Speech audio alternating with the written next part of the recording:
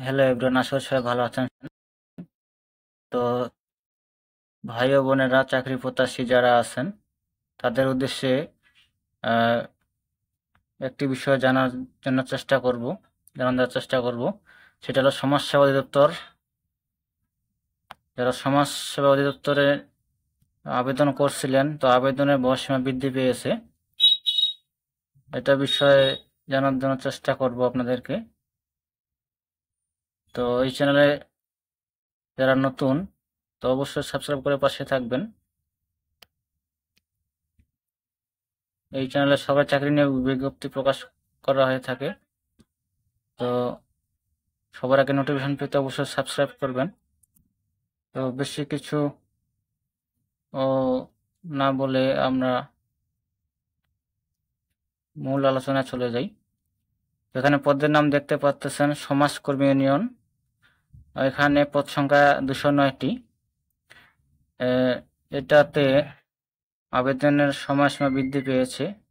তো এই চ্যানেলে আমার ভিডিও দেওয়া আছে, তো অবশ্যই ভিডিওটা দেখে নেবেন। তো আপনাদেরকে দেওয়ার চেষ্টা করব যে বৃদ্ধির তারিখ শেষ কবে আবেদনের। তো এই যে দেখতে পাচ্ছেন, এখানে বলা হয়েছে গণপ্রজাতন্ত্রী বাংলাদেশ সরকার সমাজসেবা অধিদপ্তর সমাজসেবা ভবন, বিজ্ঞপ্তি দেওয়া আছে, তারিখ দেওয়া আছে 19/8/2024। এখানে বলা আছে বিষয় সমাজসেবা অধিদপ্তরের 16তম গ্রেডভুক্ত সমাজকর্মী ইউনিয়ন পদের সর্বমোট 209টি শূন্য পদে জনবল নিয়োগের নিমিত্ত আবেদন গ্রহণের সময়সীমা বৃদ্ধিকরণ। সমাজসেবা অধিদপ্তরের আওতাধীন 16তম গ্রেডভুক্ত সমাজকর্মী ইউনিয়ন পদে জনবল নিয়োগের নিমিত্ত গত 11/6/2024 তারিখ দৈনিক যুগান্তর এবং দৈনিক বাংলাদেশ প্রতিদিন পত্রিকায় নিয়োগ বিজ্ঞপ্তি প্রকাশিত হয়। আবেদনের শেষ তারিখ ছিল 18/7/2024। ওই সময়ে দেশের বিরাজমান পরিস্থিতি, বিশেষত ইন্টারনেট সেবা বিঘ্নিত থাকার কারণে 18/7/2024 তারিখের মধ্যে অনেক চাকরিপ্রার্থী আবেদন করতে সক্ষম হয়নি। সে পরিপ্রেক্ষিতে সমাজকর্মী ইউনিয়ন পদে আবেদন গ্রহণের সময়সীমা আগামী 20/8/2024 হতে 3/9/2024 পর্যন্ত বৃদ্ধি করা হলো। আবেদনের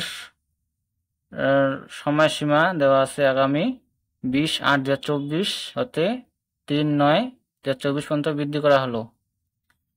তো এখানে দেখতে পাচ্ছেন আপনারা, একটু জুম করে দেখাই।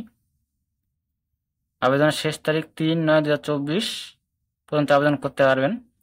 তো এখানে বলা হয়েছে বাংলাদেশের সকল জেলা প্রার্থীগণ আবেদন করতে পারবেন। জনপ্রশাসন মন্ত্রণালয়ে 23/7/2024 তারিখে বেতন প্রজ্ঞাপন অনুসরণপূর্বক নিয়োগ কার্যক্রম গ্রহণ করা হবে। ইতিপূর্বে যে সকল প্রার্থী আবেদন করেছেন এবং পরীক্ষার ফি বাবদ তথ্য জমা প্রদান করেছেন তাদের নতুন করে আবেদন করার প্রয়োজন নেই। তো যারা আবেদন করেছেন তাদের পরীক্ষার ফি বাবদ বা নতুন করে আবেদন করার প্রয়োজন নেই। যারা আবেদন করেন নাই এখনো, তারা আবেদন করতে পারবেন। তো এই ছিল বিষয়। তো অবশ্যই চ্যানেলটাকে সাবস্ক্রাইব করে পাশে থাকবেন। তো ধন্যবাদ সকলকে।